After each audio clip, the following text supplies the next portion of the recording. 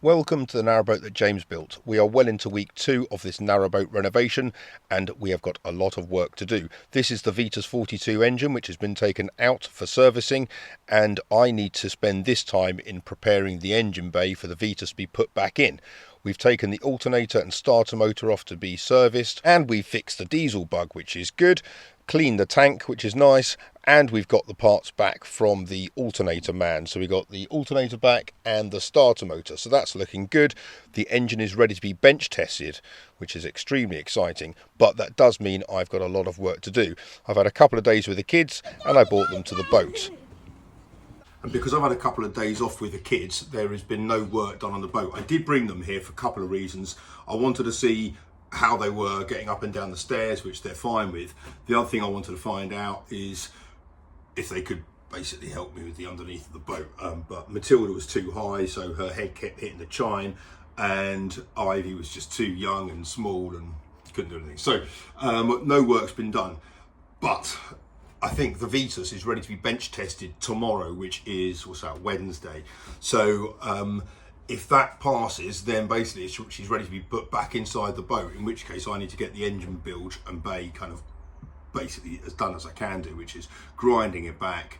Then I've got to treat it, put Vactan down, then I've got to put some red oxide down, and then I've got to put the bilge paint. So there's loads of things. They all need like a day to dry, so I'm looking at probably another week until the engine can go back in. So I'm now getting to the point where I'm delaying Ralph, which is not the kind of place where I want to be. So I'm going to go outside now and get cracking with that. I also need to do the front bilge as well, because they both need Vactan and scraping back. So let's get cracking. Right, now it's all started drying in here. My first job is to start scraping back and clearing out kind of the inside of all of this. It's dried off now quite nicely, so I just got to do all that and then see what the condition is, get the grinder out. So hopefully I can kind of, well, don't know how much work I'm going to get done this evening, but I'll do what I can. Right.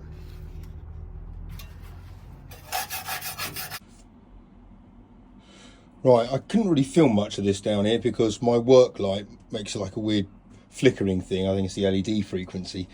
But I've scraped down some bits of the inside here, just with the scraper and a bit of chisel for some of the other rubbishy bits. But it's all come up pretty fine, to be honest.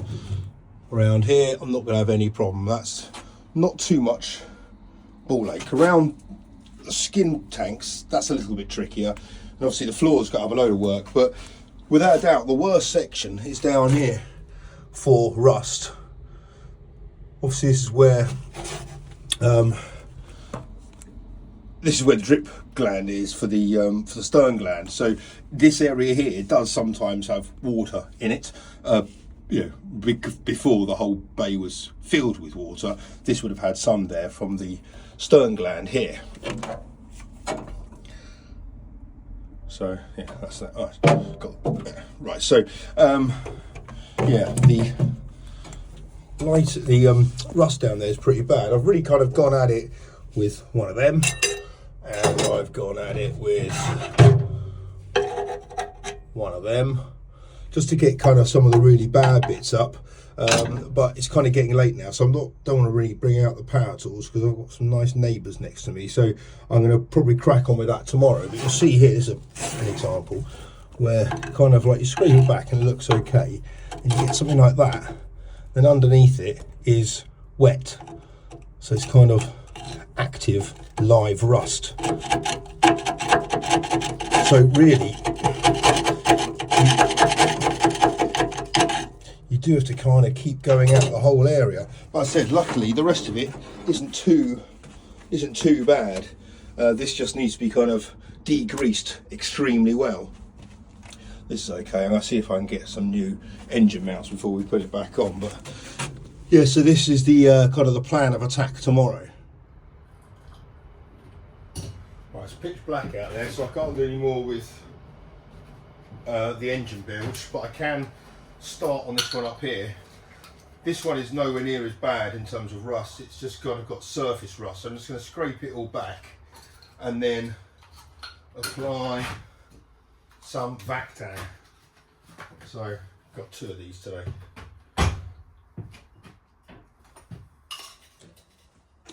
Right, so this is the area I need to attack now. So I said it's pretty good down there. If I shine the light down, you'll see. What I need to do though, you'll see here that the insulation has come away, and what that does is it allows condensation to form on the steel, run down here and create rust. So I need to get rid of as much insulation as I can where it's not stuck down. So that is pretty much all of that wall. However, there on that far wall, I think is not so bad. I know, see, look, see that behind there is rusted. So this whole bow might need to be spray foamed. Yeah, look at that. That's really crap and really annoying because it's quite a large area. I'm gonna have to bloody spray foam now. But it really should be like that because it's going to be where the water tank sits, so it should be nicely insulated. Damn it, right. The other thing I need to look at, check this out, this is pretty bad. So, where is it? Here we go. Oh, that doesn't work very well, hang on. So these cables here are all charred where the fire bit was. So that's all, I mean, you can see how badly charred it is around there. It's all pretty bad. So that's all gonna have to come down. Oh gosh, and let's see, the spray foam there is not particularly good on my This Boat Loves wall. Luckily, all of that stuff is all fine, even right up there in the corner. That's okay. But yeah, some little bits there is going to have to go. So I have to cut the spray foam back. Oh dear, yeah, and then vac down the whole lot. Right. I can't do behind that board because, well, I don't really want to take the wall off. And I know it's not going to be particularly good behind it, but well, let's see how we go. So yeah, that's all crap.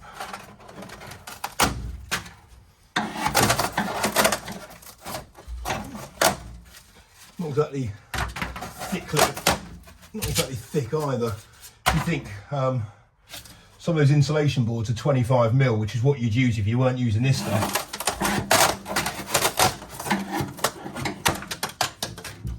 But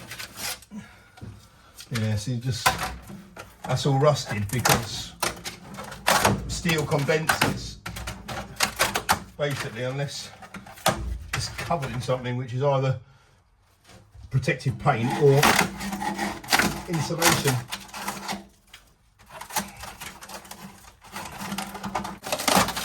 Look at that.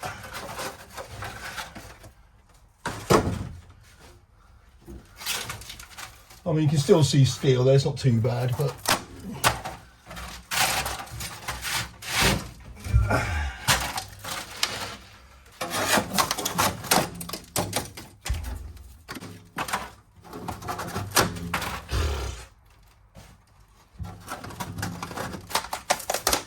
everyone's going to be saying about wearing safety goggles and a mask and stuff, and I know you're absolutely right, but look, this is the one I've got.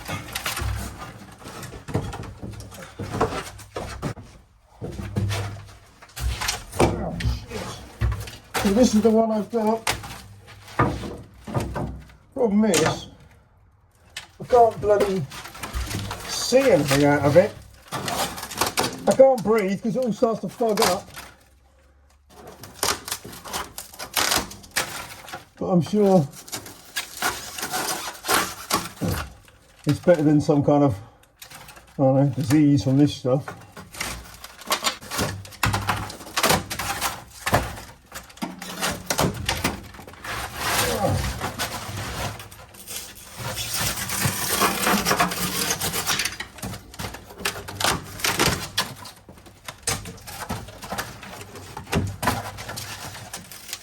going about scraping it all back and kind of cleaning the steel up as much as I can with some scrapers and some wire, wool and stuff like that, just to get it as good as I can before I put on the vac tan. So I'm going to vac tan it all and then apply the spray foam tomorrow, and that means I can kind of keep on track with everything. I wasn't expecting to take this much off. I think I've got quite a lot of tins to buy to redo this.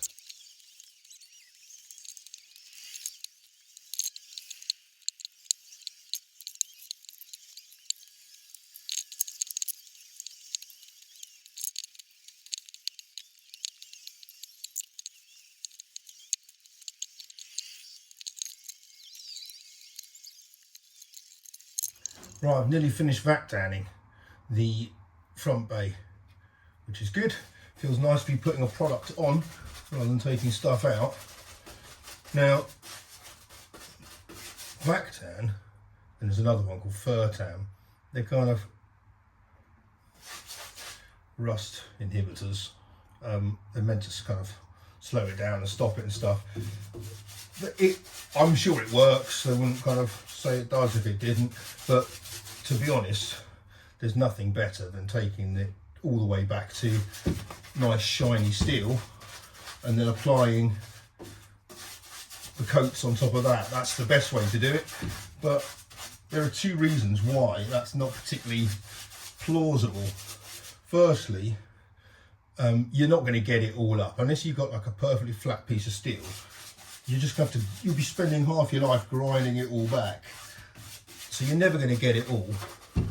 And if it's an important thing to do, like if it's an important, like critical area, I mean they all are on a boat, you can't really afford not to get it right.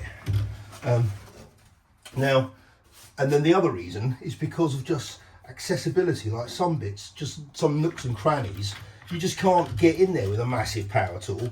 So I know this is not as good as taking it back, but it's okay. There are two types of this. Well, there's vac tan like this, and then there's something called fur tan. They both pretty much work in the same way. The only key difference is with vac tan,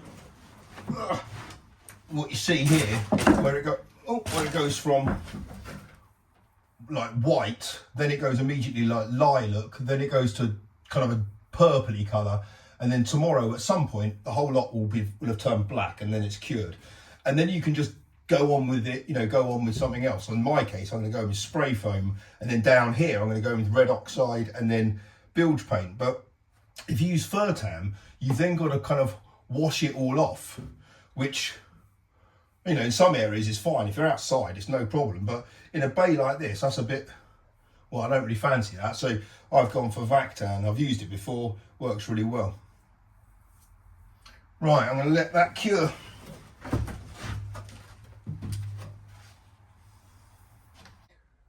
Right, I'm just looking at my jobs here. This is kind of priority list now. It's all external and kind of engine build stuff, really.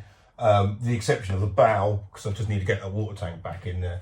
But yeah, I've got loads of, each one of those is basically a 24-hour process. It won't take me 24 hours to do it, hopefully, but the red oxide needs a day to go off, the vac tan needs a day to go off, each paint coat needs a day to go off, same within the bow. So I've really kind of got to do a bit each day, so I can kind of get the engine build finished maybe by the beginning part of next week, so that the engine go back in. But in the meantime, I've also got to paint the engine.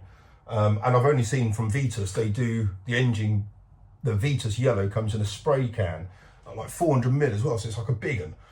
It's going to be well tricky to kind of, well, anyway. I was hoping for a little pot and a little kind of finish brush, but anyway. And then base plate, I've got to scrape that back. That's annoying, so I've got to sort out the waterline all the way around and then black it. So yeah, there is, and the scraping back of the base plate, I've seen like one of those little chairs under someone's boat here where you can kind of sit on it and kind of be fairly comfortable. So I've got to do that. But yeah, engine build is the priority. So I'm glad the vac tan's down tonight. At least that's kind of, I feel like a little bit of progress has been made. It is nice to put something into the boat as opposed to taking stuff out. And on that regard, I'd just like to thank very much Glenn Kelly, because he made a donation to the project. As you know, this is kind of mostly being funded through you guys, through YouTube. So kind of any help that you make is just, you know, it's amazing. So, and Glenn, yeah, made a donation. So with that, I bought some Vactan, a few bottles of that. For the engine build, Glenn, I got some really good engine cleaner and degreaser. So that's for the whole of the engine build. So thank you very much for that. And then the creme de la creme of international blacking. So this is Intertough 16. This is the best bitumen you can get, basically. So, and it's quite expensive, but Glenn, you're a star. I went to Denham Marina for all this stuff. That place is an absolute gem. They have everything you need. It is just brilliant. So no doubt I'm going to be spending quite a bit of time between here and there. But anyway, that is my plan for tomorrow.